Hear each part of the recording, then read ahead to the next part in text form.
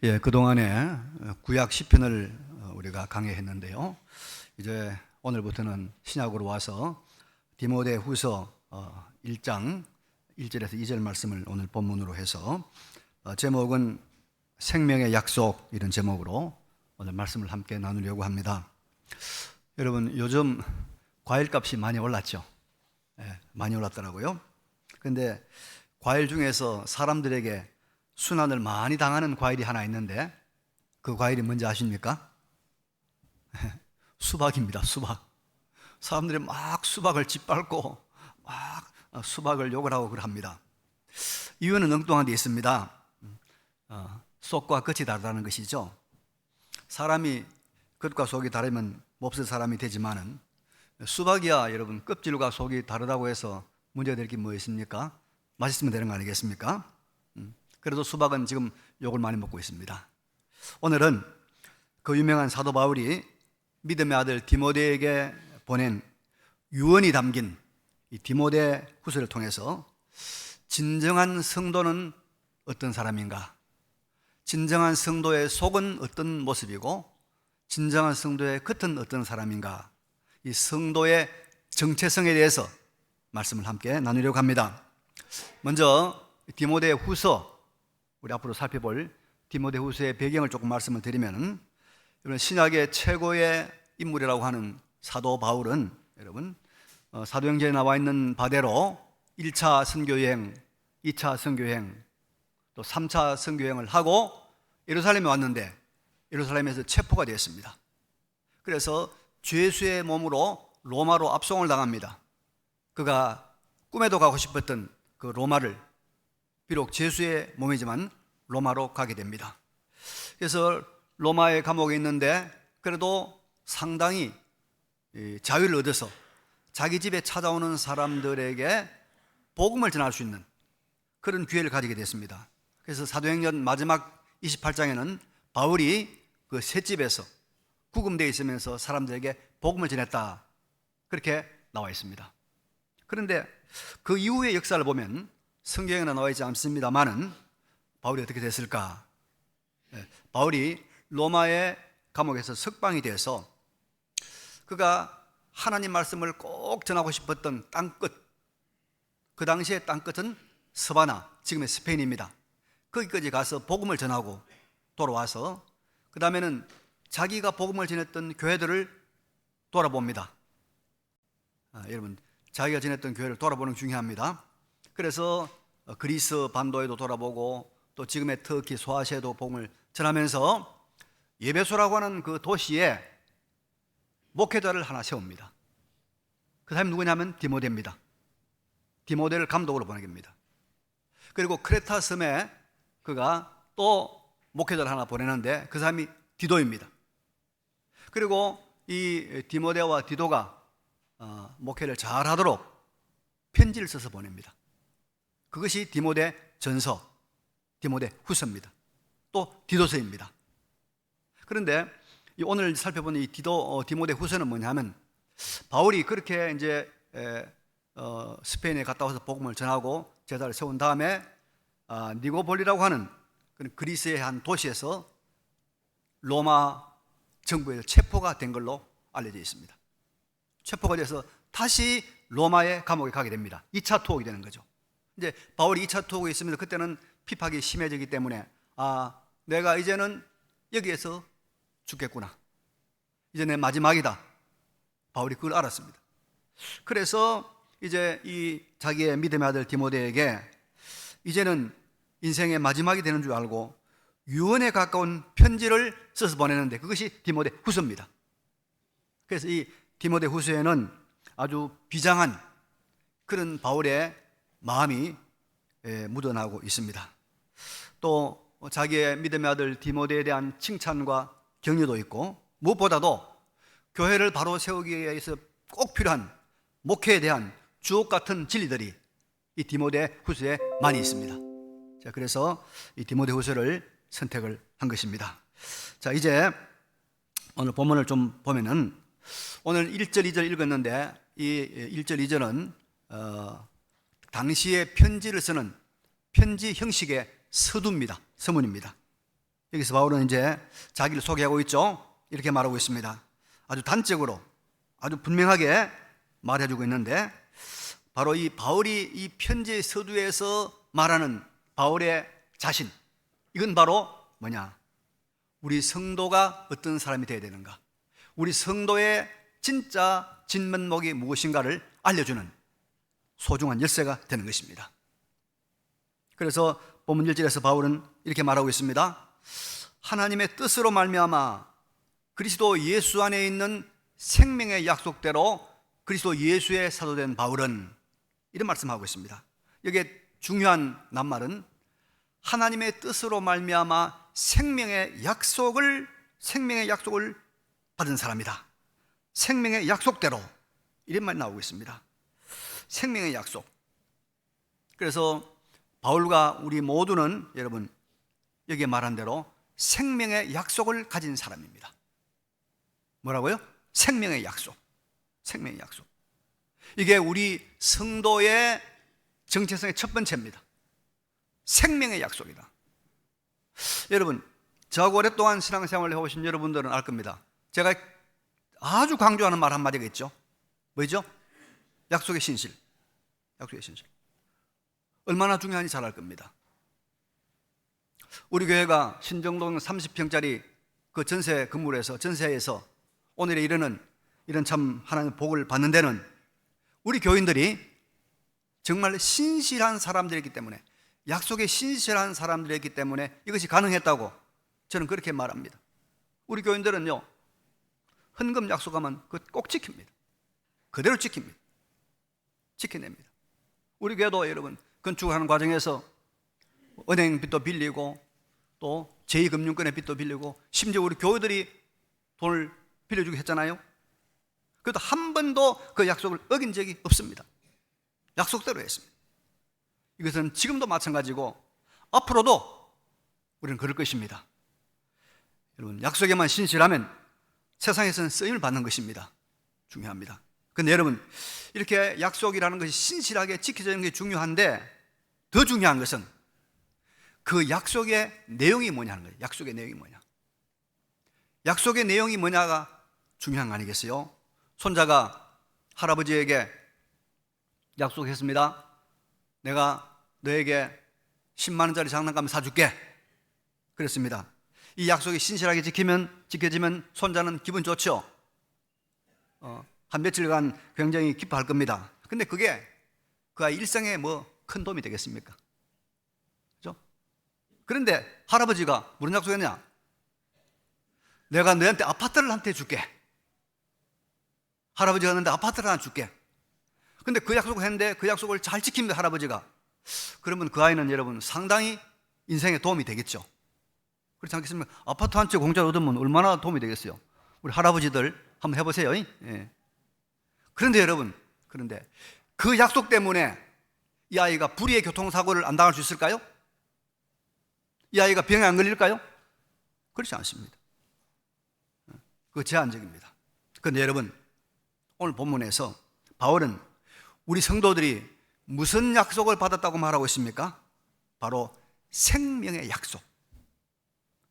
생명의 약속. 생명. 영원한 생명의 약속. 영원한 생명을 주시겠다는 그 약속을 받았다 이 말이에요.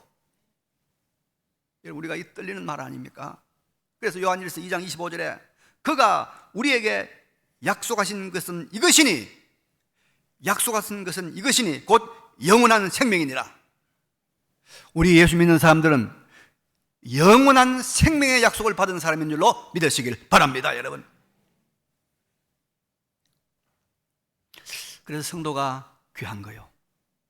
성도가 귀한 게 그래서 제가 한 몇 년 전에 그 산속에 있는 우리 노예 안에 있는 어느 교회, 산속이니까 포장이 안 돼 있는 그런 교회입니다.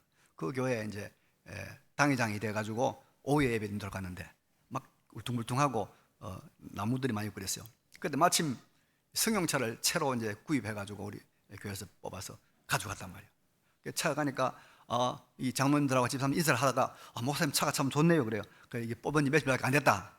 그러니까 여러분 조심하라고. 이 차 상처나면 큰일 나니까 옆에 오지 말라고, 나무 다 치우라고. 얼마나 차를 귀하게 취급하는지 몰랐어요. 여러분, 우리 성도들은 영원한 하나님의 생명의 약속을 가진 귀한 존재라는 거 믿으시기 바랍니다. 그래서 성도는, 땅에 있는 성도는 존귀한 자라. 함부로 우리의 몸을 놀릴 수 없어요. 함부로 우리가 몸을 가지고 술을 먹고 담배를 피우고 마약을 하고 뭐 엉뚱한 짓 할 수가 없단 말이에요. 존귀한 몸이기 때문에. 존귀한 몸. 그런데 여러분,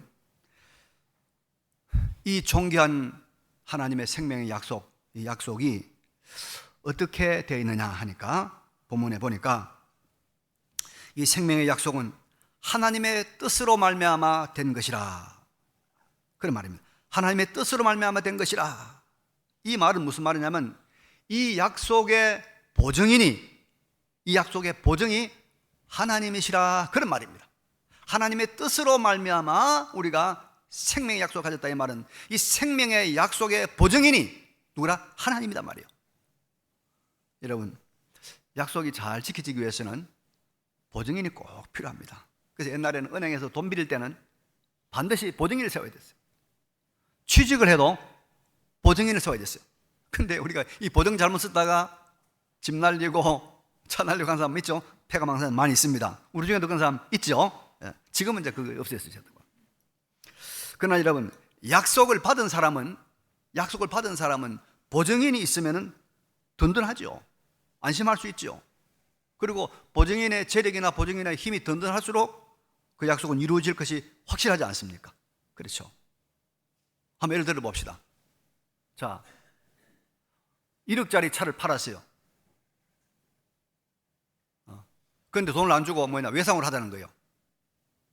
합시다. 외상을 했어요. 그런데 외상하는데 그냥 안 됩니다. 보증인을 세워야 됩니다. 예, 보증인 세우겠습니다. 보증인 세웠어요. 그런데 1년 후에 돈을 주기로 했는데 안 줘. 1억 안 준단 말이야. 그래서 보증인을 딱 보니까 보증인이 누구냐? 그 사람 아버지라. 아버지인데 아버지 재산을 조사해 보니까 재산이 1천억이 넘어. 그러면 여러분, 그거 이루어지겠어? 그거 이루어지지 않겠습니까? 돈 받지요. 틀림없습니다. 그렇습니다. 우리가 받은 약속은 예수 그리스도가 십자가의 보혈을 흘려서 약속한 생명의 약속입니다. 그런데 그 생명의 약속의 보증인이 누구냐? 하나님 아버지, 전능하신 하나님 아버지, 생명의 창조자, 생명의 공급자, 생명의 주관자, 하나님이 생명의 약속의 보증인이다. 믿으시기 바랍니다. 하나님 아버지가 보증하시는 영원한 생명의 약속을 가진 사람들이 진정한 성도다.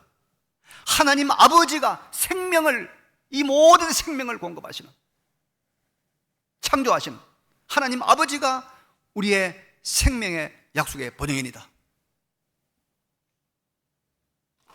이 일에 감사하시고 이 영원한 생명의 약속을 가진 자로 당당하게 소망 중에 살아가시기를 바랍니다. 우리가 이 생명의 약속을 가진 사람입니다. 두 번째로 오늘 본문을 보니까 성도는 이 세상에서 가장 아름다운 관계를 맺으며 살아갈 수 있는 사람이다라고 가르치고 있습니다. 본문 2절에 바울은 이래 말하고 있죠. 사랑하는 아들 디모데에게 편지하노니, 사랑하는 아들 디모데에게 편지하노니 이렇게 말하고 있습니다. 사랑하는 아들이라고 말하고 있습니다. 여러분, 바울은 독신입니다. 그는 자녀가 없습니다. 그리고 디모데는, 여러분, 이 사람은 고향이 이 터키 소아시아의 루스드라가 고향인데 어머니는 유대인이고 아버지는 헬라인입니다. 이방인입니다. 바울과는 인간적인 어떤 친분도 관계도 없는 사람입니다. 그런데 바울은 이 디모데를 가리켜서 뭐라고 말합니까? 사랑하는 아들이라 거침없이 말하고 있습니다. 사랑의 관계가, 그것도 가장 가까운 사랑의 관계가 맺어졌다. 가장 가까운 부자 관계인데 그것도 사랑으로 맺어졌다. 그렇게 말하고 있습니다. 여러분, 우리 사람에게 있어서 참 중요한 요소가 하나 있는데 이게 뭐냐면 여러분, 관계입니다. 관계. 인간은 그래서 사회적 동물이다. 관계를 맺고 살아가는 것이 인간이다. 그렇게 말하고 있습니다. 그래서 우리 교제, 관계 맺는 이 욕망, 욕구가 채워져야 사람은 행복합니다. 이것이 없으면 사람들은 불행해지고 사람은 외로워지고 또 엉뚱한 짓을 하게 되는 것입니다. 외로운 늑대, 그런 말 들어보셨죠? 다 그런 것들이에요. 요즘 반려동물들이 참 많아졌어요. 요즘은 이제 별로 안 놀라면, 전에는 유모차 끌고 가는데 약인제도 바다가 개가 너무 깜짝 놀랐는데, 요즘은 아예 저거는 개다 그렇게 생각합니다. 나는. 아예 그렇게 생각. 왜 이제 반려동물이 이렇게 유행할까? 관계는 맺어야 되겠는데, 인간이니까 관계는 반드시 필요한데, 근데 사람하고 관계 맺으니까 이게 배신당하고, 이게 말이죠, 돌아서고, 너무 힘들어요. 그래서 차라리 그런 부담이 없는 강아지하고 한번 관계를 맺어보자. 그래서 사람들이 관계 맺는데, 여러분 제가 이제 한 가지 예언하는데요, 앞으로는 이 강아지도 귀찮아. 이것도 밥도 먹여야 되고 똥도 치워야 되고, 길거리에 가면서 그 똥 누면 똥 치워야 되는 그 보통 일이 아니라고 해보니까 대단한 사람들 많이 봤어요. 그래서 이제 강아지 같은 요 정도의 지능을 가진 로봇 챗 GPT 이런 걸 이용해서 요걸 가지고 이제는 반려 로봇이 등장할 거예요. 반려 로봇. 앞으로 장사하면 그거 하면 돼요. 반려 로봇 장사하면 돈 많이 벌 거예요, 아마. 그렇습니다. 근데 여러분, 이렇게 관계를 맺어봐야 그게 얼마나 우리 마음에 채워질까요? 우리 마음에 얼마나 좋은 관계 맺어질까요? 네. 다 제한적입니다. 아무것도 아닙니다. 근데 여러분, 사람이 가질 수 있는 가장 이상적인 관계가 뭐냐면, 그죠? 사랑의 관계입니다. 사랑의 관계. 그래서 관계는 필요한데, 이 사랑의 관계를 맺어야 되는데, 이 사랑의 관계가 필요해요. 사람들이 그런 말 하죠. 혈연 관계가 중요하다. 혈연 관계. 피는 물보다 진하다. 그런 말 쓰잖아요. 혈연 관계. 근데 여러분요, 혈연 관계 중요시하지만은 제가 보니까 혈연 관계의 절정은 어디냐? 아버지 어머니 돌아갔을 때, 그때는 형제가 다 모여. 근데 장례 딱 치르고 나면 그때부터 싸우고 갈등하고 또 막 재산 때문에 분쟁이 생기더라고요. 그래서 혈연 관계도 여러분, 그렇게 우리를 기쁘게 하는 관계가 아닙니다. 돈으로 맺어진 관계가 있습니다. 여러분, 이 관계는 그래도 꽤 든든합니다. 돈으로 묶고 놓으면은 그 돈 때문에 말 잘 듣습니다. 성질이 나빠도요, 돈 때문에 성질 참더라고요. 굳은 일도 합니다. 그래서 이 돈의 위력을 아는 사람들은요, 사람들 돈으로 묶어두고 돈으로 부립니다. 이게 돈 많은 기업가들, 대기업들 그래 하잖아요. 돈 많이 주자는 거예요. 돈 많이 주면 좋은 사람 와서 일한다는 거예요. 돈 많이 주면 일 잘하고 말 잘 듣는 거예요. 그런데요, 그건 돈 있을 때만입니다. 여러분, 회사가 부도나 보십시오. 그래 월급 못 줘 보십시오. 어제까지 회장님, 사장님 하던 놈들이 와가지고 돈 내놔! 부장님 하는 놈들 와서 야, 돈 내! 너, 당신, 그러다 말하는 이 새끼, 저 새끼 나오잖아요. 돈으로 관계면 오래 못 갑니다. 속지 말아요. 그럼 무슨 관계가 정말 중요한 관계냐? 우리 인간에 가장 필요한 이 절실한 관계를 해소할 수 있는 정말 관계가 뭐냐? 사랑의 관계입니다. 그것도 하나님의 사랑, 아가페의 사랑, 예수님의 사랑, 절대적인 사랑으로 사랑하는 관계가 진정한 관계이고, 이 관계가 있을 때 사람은 참으로 행복한 것인 줄로 믿으시기 바랍니다. 딴 데 기웃거리지 마세요, 여러분요. 좋은 관계를 맺을 수 있는 장이 세상에 없습니다. 하나님의 사랑이 어떤 것인가? 하나님의 사랑을 조금 그래도 보여주는 것이 하나 있어요. 이게 어머니의 사랑이에요.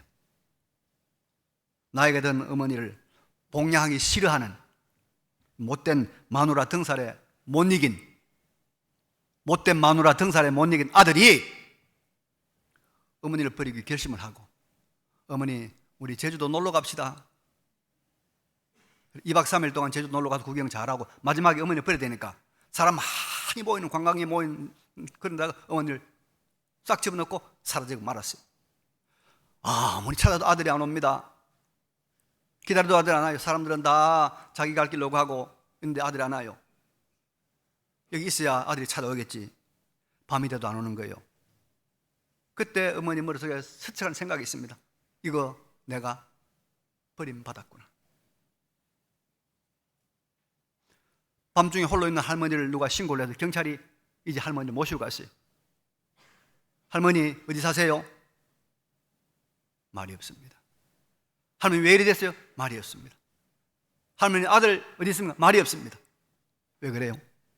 그래도 어머니는 아들을 사랑하니까 아들에게 누가 안 되려고. 이게 하나님의 사랑의 한 단면입니다. 단면.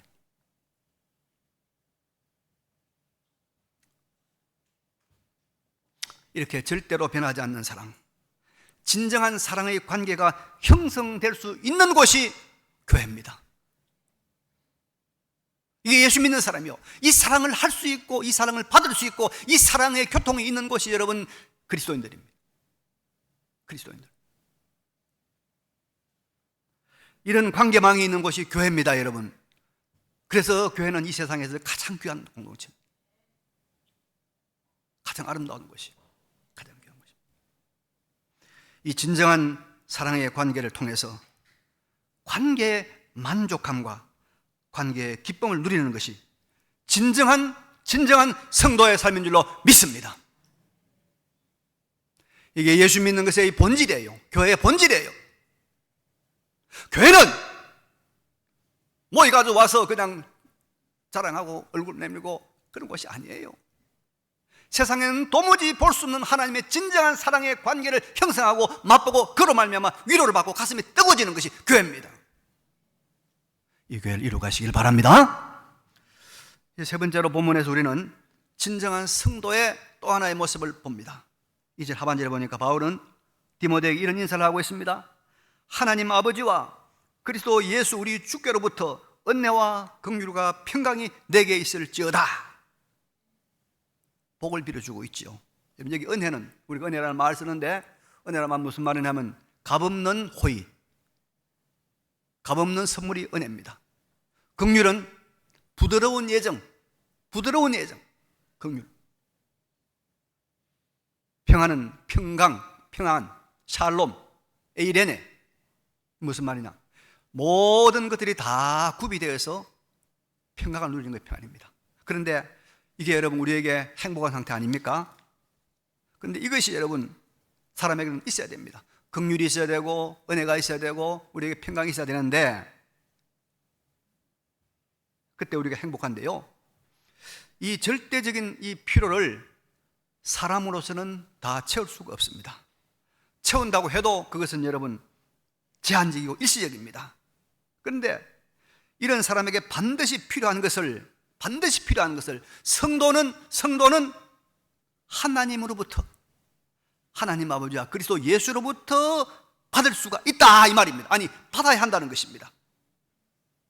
우리의 진정한 필요를 채워주시는 하나님을 만나는 사람이 우리의 정말로 필요한 은혜와 긍휼과 평강을 채워주시는 하나님을 만나는 사람이 누구라고요? 성도다 이 말이요. 예수 믿는 사람이다 이 말이요. 여러분 어릴 적에 좋은 부모 만나서 은혜를 많이 받은 사람 있죠? 그죠? 딴 아들은 보리밥도 못 먹는데 늘 쌀밥만 먹는 사람 있잖아요. 있습니다. 긍휼도 많습니다. 아버지가 공부시켜서 공부도 많이 했어요. 그런데 그럼 아버지가 일찍 돌아가셨어요. 떠났어요. 그러면 여러분 그 은혜와 그 사랑과 그 긍휼은 더 이상 공급이 되질 않고 중단되고 마는 것입니다. 그러면 삶의 평강도, 삶의 기쁨도, 삶의 여러분 긍휼도 없어지고 마는 것입니다. 그러나 진정한 성도는 이 은혜와 긍휼과 평강, 우리의 정말 필요한 필요들이 하나님으로부터 공급되는 거예요. 하나님이 공급하는 거예요. 아버지가 없어도, 어머니가 없어도, 친구가 없어도 누가 공급해요? 하나님이 공급해요. 하나님이 하나님의 공급을 체험하는 사람이 누구냐? 성도다 이 말입니다. 여러분, 믿으시기 바랍니다. 그래서 바울은 다 떠나도, 다 돌아서도 난 염려하지 않는다. 우리 아버지가 채워주신다. 하나님 아버지로부터 은혜와 긍휼과 평강이 내게 있을지어다. 하나님 아버지로부터 그리스도 예수로 말미암아 너에게 은혜와 긍휼과 평강이 있기를 원한다.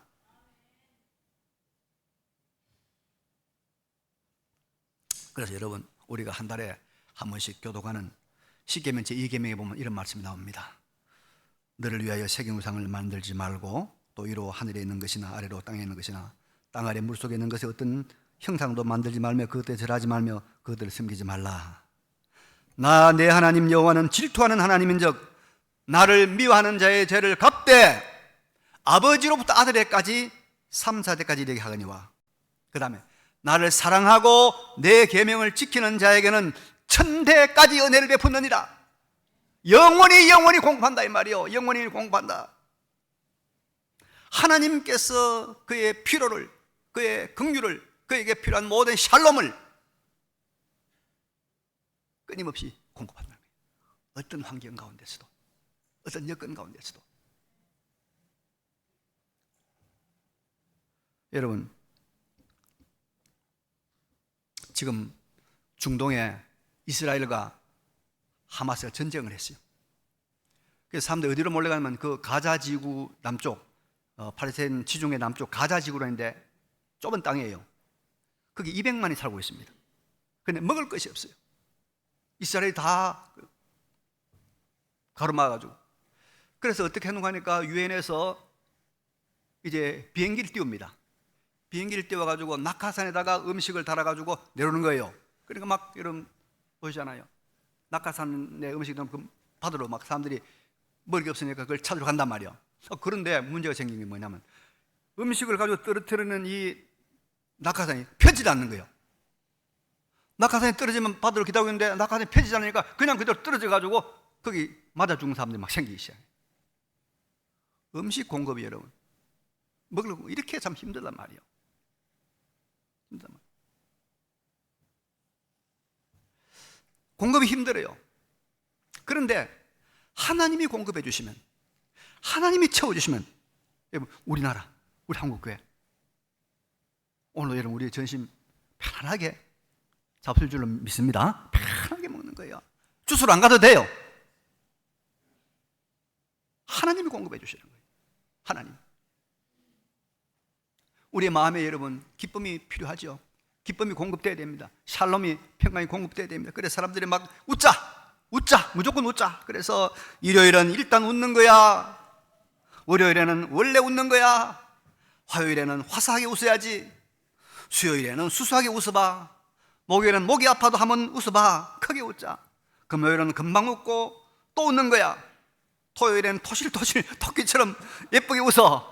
이렇게 막 웃음을 공급해보고 참. 그래서 여러분, 그렇다고 해서 마음에 기쁨이 있습니까? 만족이 있습니까?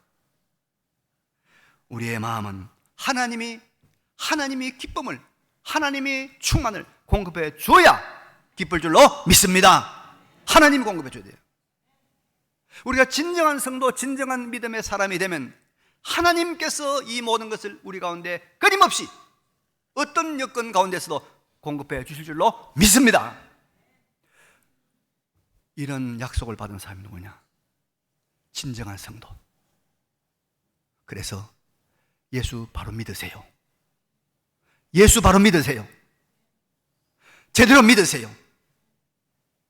그러면 생명의 약속이, 하나님이 보장하시는 생명의 약속이 있습니다. 사랑의 관계를, 이 세상의 가장 좋은 사랑의 관계를 경험하고 누리며 살아갑니다. 그리고 하나님의 공급, 참으로 필요한 은혜와 긍휼과 모든 하나님의 충만이, 모든 하나님의 샬롬이 하나님으로부터 공급되는 것을 경험합니다. 진정한 그리스도인의 삶, 예수 그리스도를 바로 믿는 이 삶을 살아가시는 우리 모두 되시기를 간절히 바랍니다. 이 말씀을 기억하시면서 잠깐 결단의 기도를 드립시다.